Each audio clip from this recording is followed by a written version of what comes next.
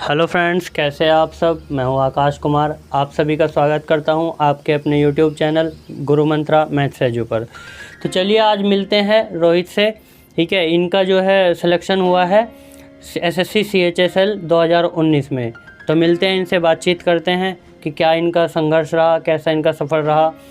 तो मिलते हैं। तो कैसे हैं रोहित जी आप? सही है।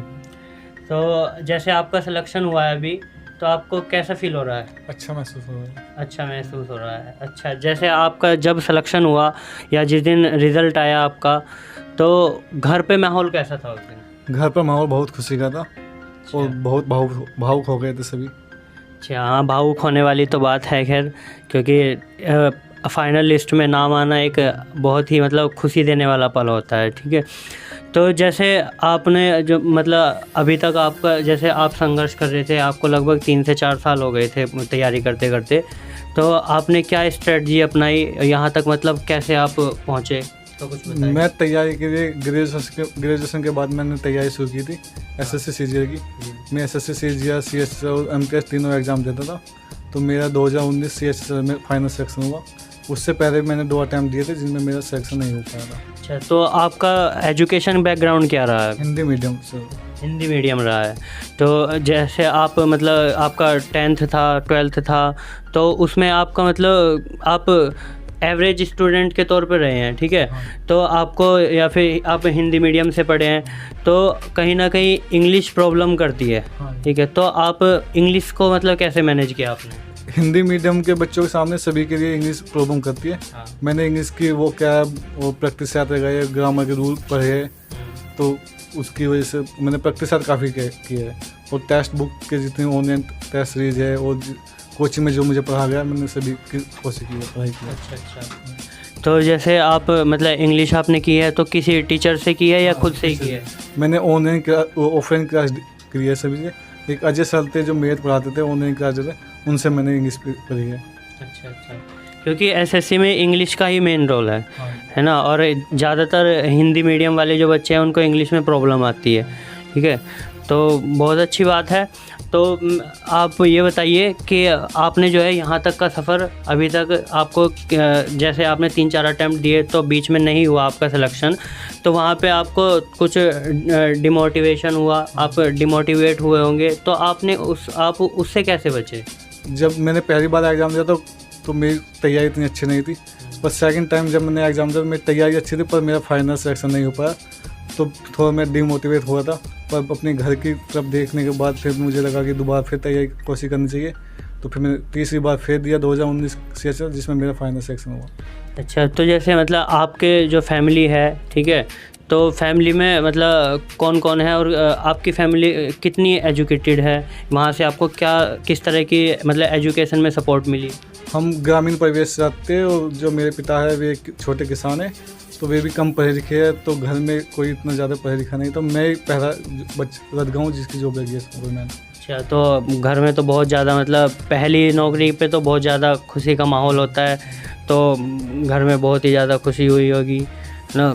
तो मैं आपसे ये पूछना चाहता हूँ कि जैसे आप अभी भी मतलब तैयारी में हैं, तो आप अभी और आगे किस चीज़ की तैयारी कर रहे हैं? मैं अभी CGL की तैयारी कर रहा हूँ, जो इस बार दिसंबर 2022 का एग्ज़ाम होगा, ये दूँगा। ठीक है, तो अभी आपकी तैयारी कैसी चल रही है? तैयारी सही चल रही है। तैयारी सही है। तो जैसे अभी क्या है कि ऑनलाइन का ज़माना आ गया है। ठीक है, ऑनलाइन चीज़ें चल रही हैं बहुत ज़्यादा।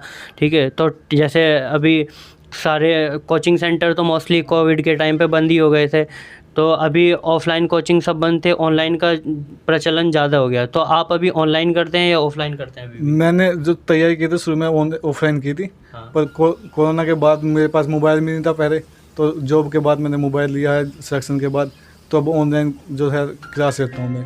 अच्छा, तो अभी आप किस टीचर से पढ़ते हैं ऑनलाइन? मैं अजय सर से पढ़ता हूँ ऑनलाइन, इंग्लिश की। इंग्लिश ही पढ़ते हैं। और मैथ वगैरह आप कैसे करते मैं हैं? खुद ही प्रैक्टिस करता हूँ। टेक्स्ट बुक पे जो टेस्ट सीरीज है वे लगाता हूँ, मैथ्स के, रीजनिंग के, GS वगैरह सभी मैं खुद ही पढ़ता हूँ। बुक से ही पढ़ता हूँ। अच्छा, तो अभी आपका मतलब CGL में कौन सी पोस्ट का गोल है, कौन सी पोस्ट आप जो है अचीव करना चाहते हैं? मैं CGL के थ्रू 4600 गेट पे की इनकम टैक्स इंस्पेक्टर की पोस्ट देना चाहता हूँ। अच्छा, चलिए बहुत अच्छी बात है।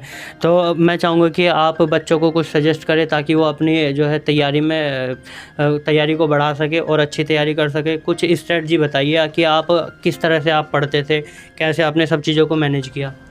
मैं सुबह को इंग्लिश पढ़ता था जिसमें वो क्या ग्रामर के रूप में आता था, एक टेस्ट लगाता था, रोज डेली का रूटीन था कि एक टेस्ट देना ही था। अच्छा। जो फुल टेस्ट होता था, टेक्स्ट बुक वगैरह जो ऑफलाइन होने जो मेरी बुक थी उससे, और इंग्लिश की क्लास देता था सुबह जाके, अजय सर की क्लास इंग्लिश का पढ़ता था, और ब्लैक बुक की ग्रामर के रूल, MB पब्लिकेशन के टेस्ट सीरीज वगैरह सभी लगाते हैं।